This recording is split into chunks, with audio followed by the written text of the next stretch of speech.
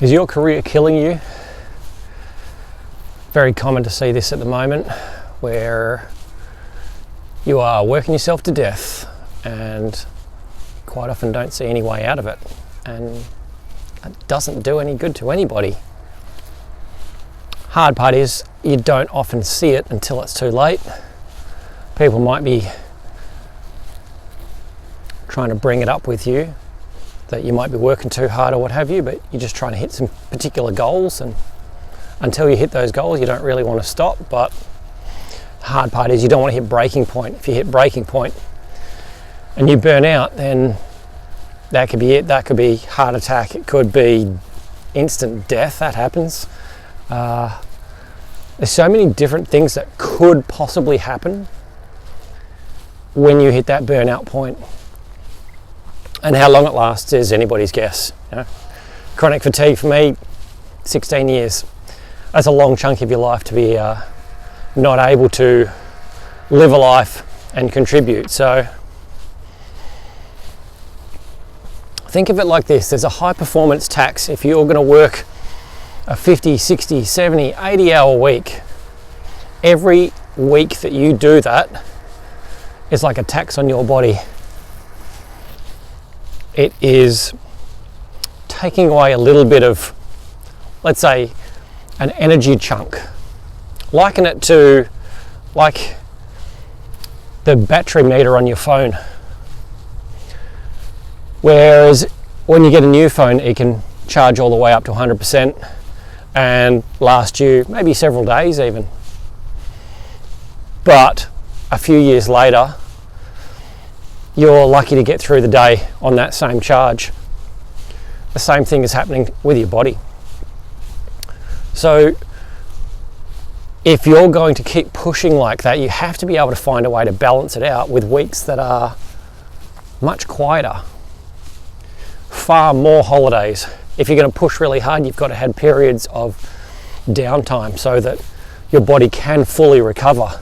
Because most of the time you go on holidays and you just want to blow off steam and you have a great time, you don't really recharge the batteries any. And if you do, they're only coming up a certain amount. But there's always something to do when you get back to the office. There's always something else that you've got to push really hard for. So do you want to keep working those 60-hour weeks? Do you want to keep skipping meals? Do you want to keep skipping workouts? Do you want to keep skipping family time? There's a tax to be paid, and it's coming for you either now or it's coming for you later.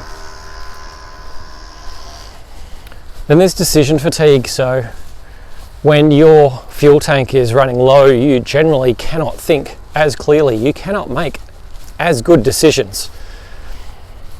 And I've experienced this firsthand where I've made really poor decisions just because I'm way too exhausted, too burnt out, can't actually think about what I'm doing to the point of making a good decision. And it's cost me tens of thousands of dollars, possibly hundreds of thousands of dollars. Don't want that happening to you. So you've got to find a way to be able to keep that fuel tank full. You can't just hope that it's going to be better. You can't just make a decision that could be a big impact on your life and get it wrong and then not expect there to be big consequences for it, because it happens. Pays a big impact to your relationships. If you don't have enough energy to be able to show up for someone, if you don't have enough energy to be able to play with your kids, spend time with your partner, see your friends, all of that contributes to even worse health. And that's not good for anyone either.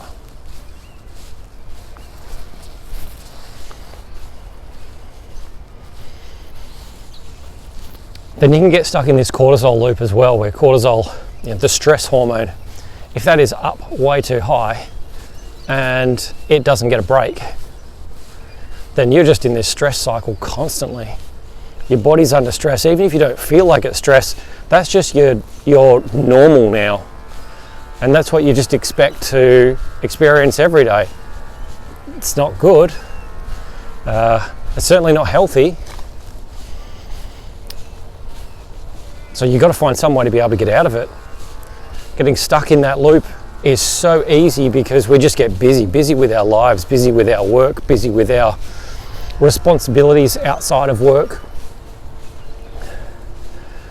But you can't just keep hoping that it's going to get better and not do anything about it. And generally it's going to take massive action to really change things for you, because otherwise, I mean, there's so many stress-related illnesses around these days that alone can impact your life in such a major way. So what's the trade-off? Success versus vitality. Do you want to have success at a financial level, or do you want overall success in your life? Do you want to be happy and healthy and also financially stable? Do you want to be absolutely loaded and hope that you've got enough energy and a social circle at the end of it to be able to come out the other side? One of the things I see with a lot of guys these days is working their ass off, looking after their family as best they can, really working hard to set everyone up financially, and then getting a breakup, a divorce, a settlement which takes away half your money, sometimes more, and then giving away even more of your money. All that money that you've worked so hard for your entire life, and half of it's gone just like that. That's a huge amount of your time and energy that you've just given away. And for what?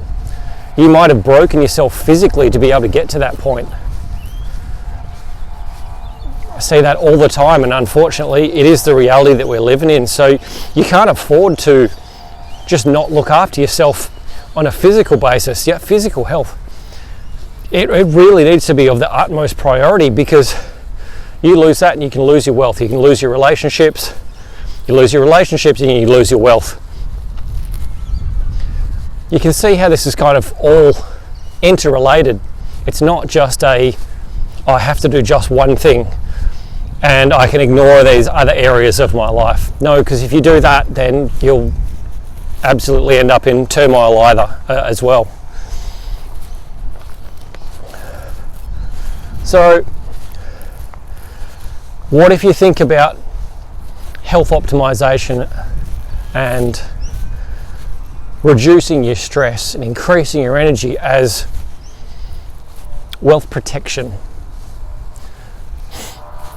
If you can look after your health, you can go and earn more money. If you can prioritize your energy, you're going to be far more efficient when you do work, at meetings, with the people that you're with, the relationships you have. And this is not something that's an impossible goal. It is just something that we don't necessarily think of until it's too late, or it gets filed in the too hard basket, or I'll do that later. But all you really need to do is set up some real basic habits to get started, and then be consistent with that over the long term. And I know for a lot of you, you might say, oh, that's, it's impossible. It's way too much to do. I couldn't possibly fit that into my current busy life. Sure, there's some trade-offs, but those trade-offs are completely worth it. And you might be thinking, oh, I need to spend 2 hours a day just to be able to get all this stuff organized. No, not even. There's a lot of stuff that you can have automated. You want to eat healthier, you can have fresh meals delivered. You can have frozen meals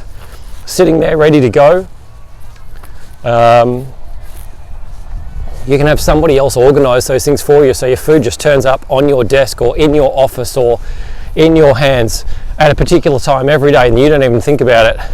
Because if you've got enough money, you can pay for somebody else to solve those problems for you. And that's the best way of getting it done. Exercise, I mean, you might think, oh, I've got to do an hour in the gym and I've got to get there and I've got to get back. Yeah, you could do it that way. Or you could have an app on your phone where you follow along a workout routine and maybe you only do 10 or 15 minutes a day, but you do that every single day. And because you do it every single day, you've built up a habit. And it gets to the point where it's easy and you feel better from doing it. There might be some supplements that you need to take. Maybe you need to go and see a naturopath and get them to have a look at different things for you. Naturopath I work with checks all of my different everythings. So where am I deficient? She's got my genetic data to be able to go through that and see where things are good and things are not so good, needing improvement. I've had a bunch of different tests. It could be urine and stool and blood and hair, and that can give you so much more information as to what's going on in your body and exactly what you need for you to be able to increase your energy, have more vitality in your life, get more done, feel better on a daily basis. And yes, it's going to take a little bit of time, but again, it's totally worth it. Once you do this, and you only really have to do it once really to lay the foundation. The first steps are the hardest because they take up the longest time, because it's like learning anything new. You know, you've got to spend a bit of time just to be able to get to that point of, all right, I understand what I'm supposed to do, now let me go and do it. And being able to just chip away at that on a regular basis.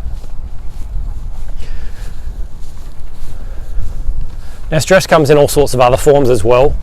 So we don't want to just look at your physical health and go, oh yeah, that's going to be the number one thing and that's all I need to do.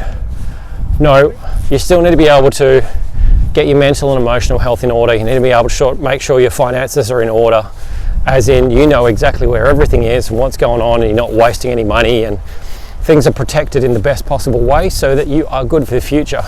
You want to be able to have your social life at a really good point, where it's a strong network, where you feel supported and you're able to support other people with the skills and gifts that you have. You want to be able to keep working on your communication skills so that you relate better to other people, and the better you get with that, the better everything gets around you, because your network is your net worth. Probably heard that before.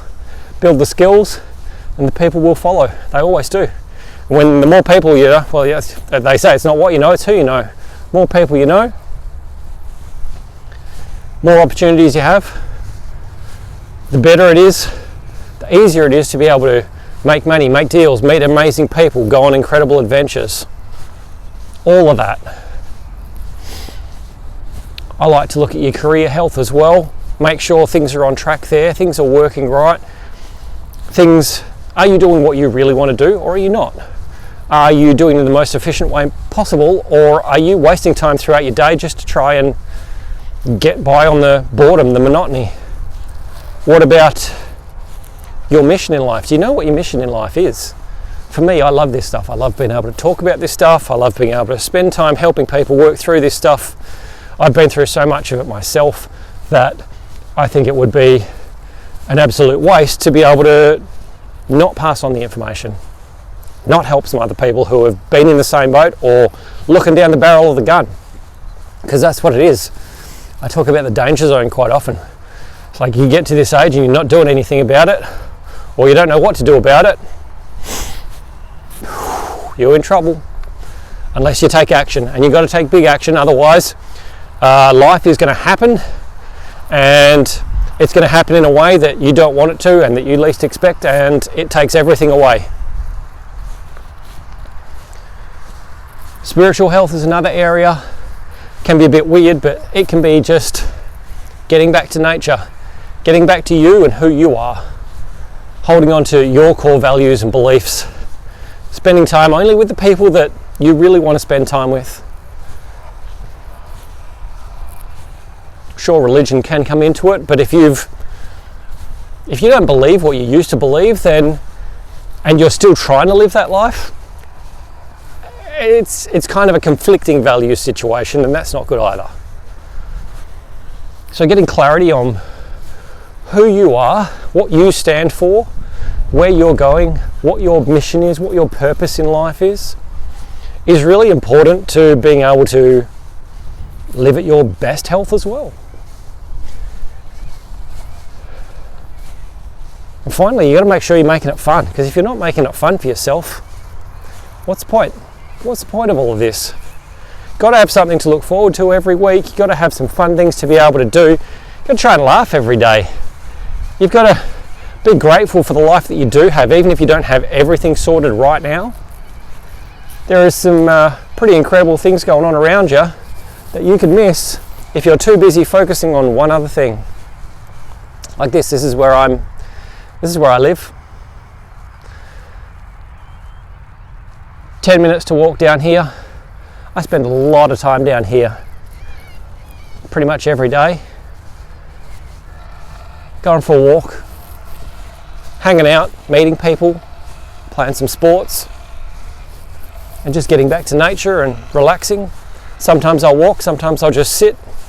In summer they have food trucks down here. You can sit down, listen to some music, and just enjoy the good things in life. And sometimes it's just those simple moments, those small moments in life that make all the difference. So when you think about your health, think about all of these things at the same time. And I address them in my 12-week coaching program because, again, if you want to get fully healthy and you want to have as much energy as possible and as little stress as possible, you've got to come and deal with these things. Are you going to get it all dealt with in 12 weeks? No, but you'll know exactly where to start and what to do next. And by the time the 12 weeks is over, you'll be a completely different person.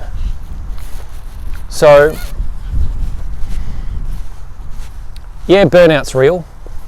And yeah, your career can kill you. But it doesn't have to. Remember, you can do life on your own terms. And if you do that, then you're living your dream. And that's what we want, to try and set things up so that you can live your dream, not somebody else's dream, not someone else's idea of how they want you to live your life. You want to live your life the best way possible for what you want to do. Now, if you haven't jumped into my school community, jump in there. There's a bunch of free resources there that I will give you to start on this journey of your own, to start clawing back your energy and getting rid of the stress, building back that confidence that you may have lost over the years, building discipline, building your health up.